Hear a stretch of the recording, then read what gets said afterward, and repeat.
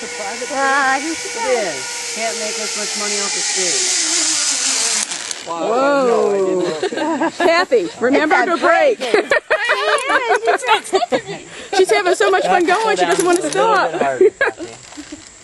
Kathy, just put it on a little bit harder and then you'll be fine. But she didn't crash. So She didn't crash and burn, so she did good, yeah. Good job. There's state property right across that fence line.